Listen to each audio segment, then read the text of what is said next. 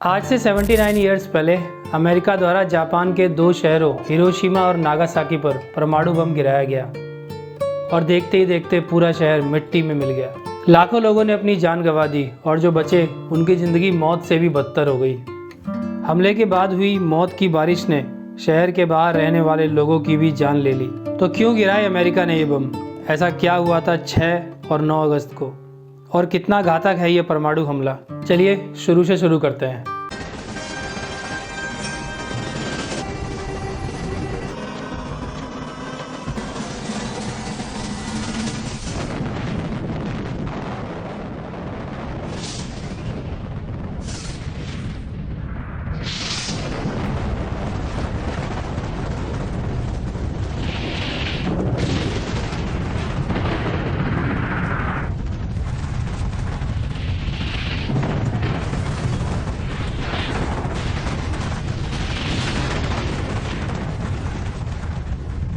जय हिंद। बात है 1939 की, जब दूसरा वर्ल्ड वॉर शुरू हो चुका था और पूरी दुनिया विश्व युद्ध की आग में झुलस रही थी। वहीं दूसरी ओर अमेरिका अभी तक युद्ध में इन्वॉल्व नहीं हुआ था। वह सभी लड़ने वाले देशों को हथियार बेचकर खूब पैसा कमा रहा था। सेकेंड वर्ल्ड वॉर तक जापान एक बहुत ही पावरफुल कंट्री था। 1937 में चाइना जापान युद्ध में जापान ने चाइना के कुछ क्षेत्रों पर कब्जा कर लिया था, जिसकी वजह से अमेरिका ने जापान से नाराजगी जताते हुए जापान की नाकेबंदी कर दी थी। इस वजह से जापान में तेल की भारी कमी आ गई थी, क्योंकि जापान अपने तेल का लगभग 55% अमेरिका से ही आयात करता था और इसके साथ ही अमेरिका ने बाकी देशों को भी जापान को तेल बेचने से मना कर दिया था। पेट्रोल की भारी कमी के कारण जापान को बहुत ही दिक्कतों का सामना करना पड़ रहा था और इस बात का गुस्सा जापान ने 7 दिसंबर 1941 को अमेरिका के सैनिक अड्डे पर्ल हार्बर पर हमला करके निकाला, जिसमें अमेरिका के 2000 से भी अधिक सैनिक मारे गए और सैकड़ों लड़ाकू सामग्री नष्ट हो गई।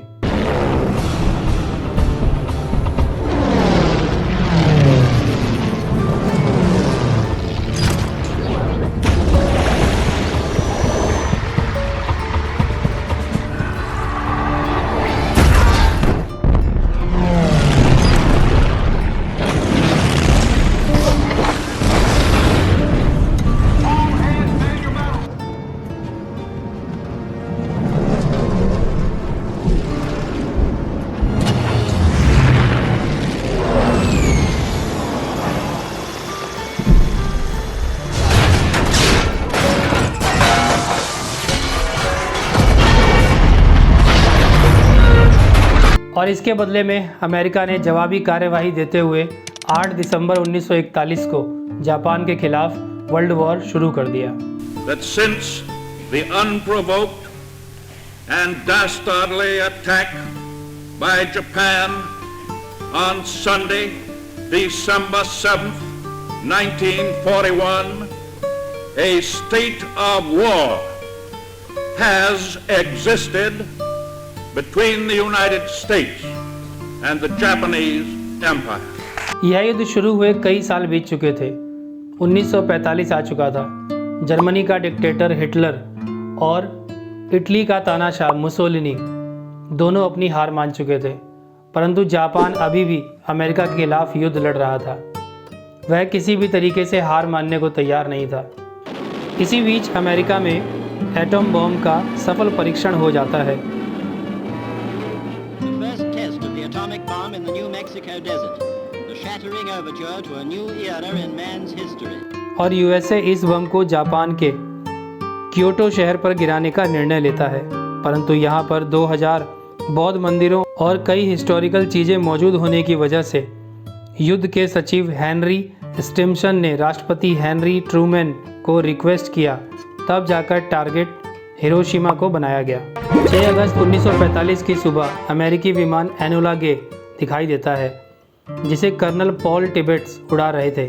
जापानी रडार इसकी सूचना भी दे देते हैं, परंतु जापानी सरकार कोई एक्शन नहीं लेती और उनके एक्शन ना लेने का मुख्य कारण था जापान के पास पेट्रोल की भारी कमी होना। फ्यूल की कमी के कारण जापानी एयरक्राफ्ट फ्लाई नहीं कर सकते थे और 8:15 पर जापान के एक बड़े शहर हिरोशिमा पर परमाणु बम छोड़ दिया जाता है।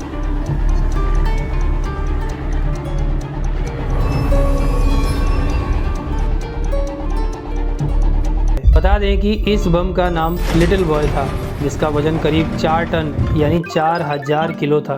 इस बम में 64 किलो यूरेनियम भरा हुआ था। इस बम को नीचे गिरने में 43 सेकंड का समय लगता है और बम जैसे ही हिरोशिमा की धरती से टकराया, पल भर में तापमान 4000 डिग्री सेल्सियस से भी ऊपर चला जाता है। ऐसा लगा मानो सूरज ही धरती पर आ गया हो। बम के फटते ही उड़ते धुएं के गुबार ने एक मशरूम की शक्ल ले ली।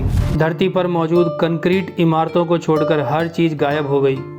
यहाँ से 15-15 किलोमीटर दूर की बिल्डिंगों के शीशे चकनाचूर हो गए।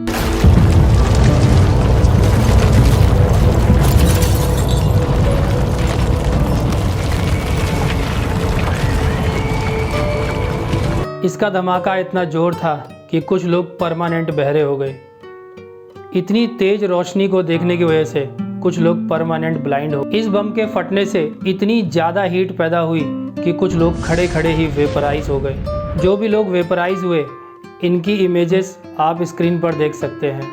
कुछ मिनटों पहले ये लोग जिंदा थे और सीधा भाप बन गए, और जो लोग बच गए उनके समझ ही नहीं आ रहा था कि यहाँ पर क्या हुआ है। इससे पहले कि वे कुछ समझ पाते, लास्ट में शॉक वेव्स आईं, जिन्होंने बचे हुए घरों, पड़ी हुई लाशों सबको उड़ाकर फेंक दिया।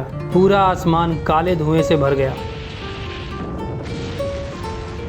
धमाके के कुछ समय पश्चात बारिश शुरू हो गई। लोगों को लगा कि अब कुछ राहत मिल जाएगी, परंतु ऐसा नहीं हुआ, क्योंकि यह बारिश एक रेडियो एक्टिव काली बारिश थी। बारिश की एक एक बूंद से ग्रीस टपक रहा था। ये बहुत ही एसिडिक थी और ये बहुत ही जहरीली थी।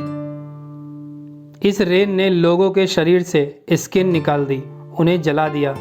इस हादसे का सबसे दुखद पहलू यह था कि लोगों का इलाज करने वाले 90% डॉक्टर्स मारे जा चुके थे। आसपास के सभी हॉस्पिटल्स तबाह हो चुके थे। Now I am become death, the destroyer of worlds. 6 अगस्त 1945 को हिरोशिमा पर गिराए गए इस बम में कुछ ही मिनटों के अंदर लगभग 80,000 लोग मारे गए। हजारों जानें उसके बाद की घटनाओं में गईं। इतने बड़े डिजास्टर के बाद भी जापान के राजा हिरोहितो सरेंडर करने को तैयार नहीं थे। तब अमेरिका ने 3 दिन बाद यानी 9 अगस्त 1945 को सुबह के 11 बजे एक और बम नागासाकी पर गिराया।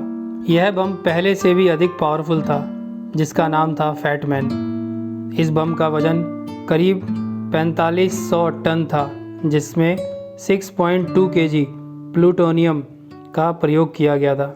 एक बार फिर से आसमान में धुएं के गुबार से मशरूम जैसी आकृति बनती दिखाई देती है। इमीडिएटली 40,000 से भी अधिक लोग मारे जाते हैं। इस हमले के बाद जापानी किंग हिरोहितो एक इमीडिएट बैठक बुलाते हैं, जिसमें सरेंडर को लेकर डिस्कशन किया जाता है और यह तय होता है कि हमें सरेंडर कर देना चाहिए।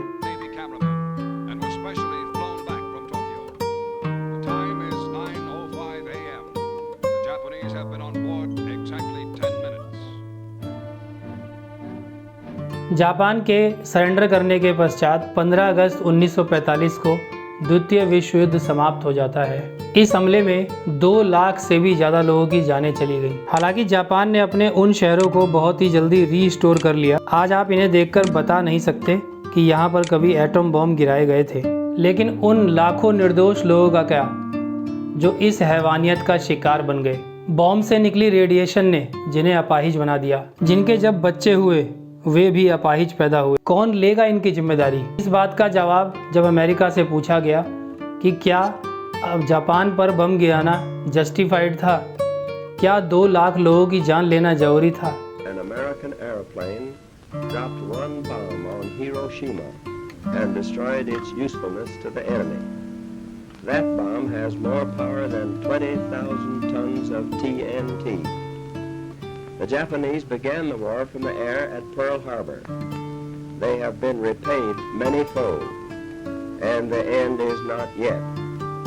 With this bomb, we have now added a new and revolutionary increase in destruction to supplement the growing power of our armed forces. तो अमेरिकन्स का कहना था कि युद्ध को जल्दी से जल्दी समाप्त करने के लिए बॉम्ब का इस्तेमाल करना जरूरी था। अमेरिका का आर्ग्यूमेंट था कि जापानी लोग हार मानने को तैयार नहीं थे।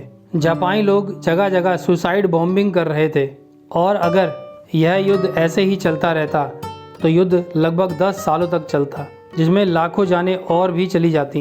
इसलिए हमें ऐसा करना पड़ा। बॉम्ब गिराने का कारण कुछ भी हो दोस्तों, लेकिन अमेरिका को किसने हक दिया 2 लाख लोगों की जान लेने का? एक्चुअली अमेरिका का कहना था कि हमें पता ही नहीं था कि एटम बॉम्ब को गिराने के इतने खतरनाक परिणाम हो सकते हैं। इतने बड़े डिजास्टर को ध्यान में रखते हुए तब से लेकर आज तक दुनिया के किसी भी देश ने परमाणु बम का प्रयोग नहीं किया। तो यह रही कहानी मानवता पर किए गए सबसे बड़े हमले की, जिसने पूरी दुनिया को हिला कर रख दिया। आई होप कि आपको वीडियो पसंद आया होगा। मिलते हैं किसी नए वीडियो में किसी नई कहानी के साथ।